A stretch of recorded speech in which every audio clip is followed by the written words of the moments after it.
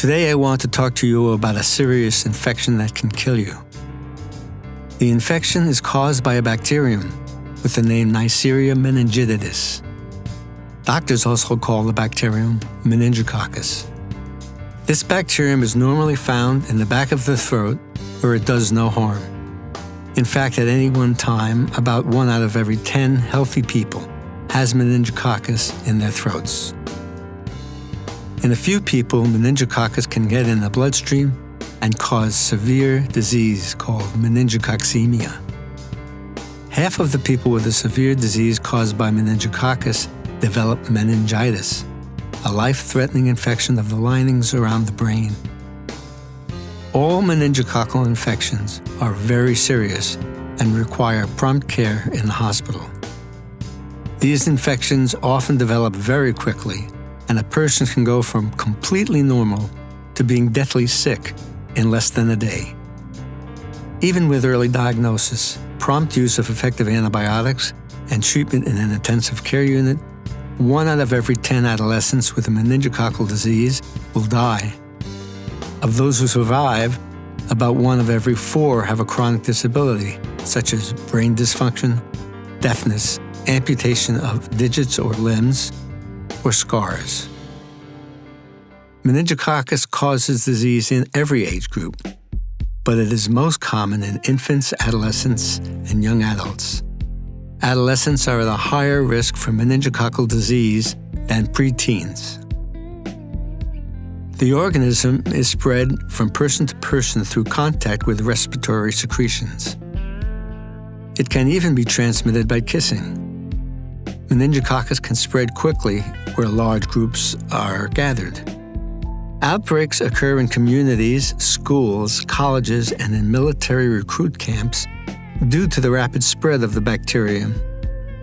College freshmen living in dormitories and military recruits are 2 groups of people we know to be at higher risk than other people who are the same age. Smoking and alcohol may also increase the risk of transmission. People who travel to countries where meningococcus is spread in crowded areas are also at risk. The risk of developing meningococcal disease is greatest within the first 2 weeks of acquiring the organism in the throat. To reduce the chance of meningococcal spread from person to person, antibiotics are given to those at risk of receiving the organism.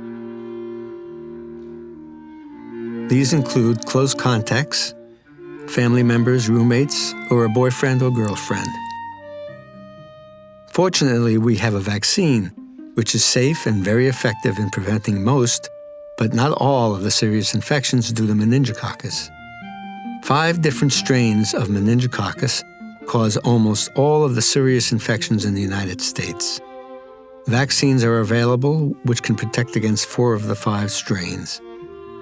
The CDC recommends that meningococcal vaccine be given to all adolescents aged 11 through 12, and again at 16 years of age. The second dose is a booster, which is needed to keep the antibody levels in the bloodstream high enough to prevent disease. There are other immunization schedules for teens who did not get vaccinated on time, and for people who are at risk for other reasons, such as college freshmen, military recruits, travelers, and people with immune system problems.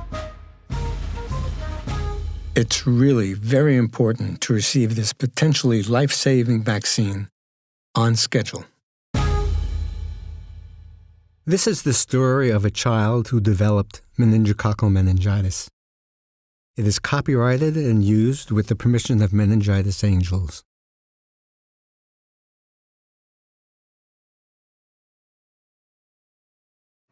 I'm Michaela. This is my son, Jeremiah. Last year, my son contracted bacterial meningitis.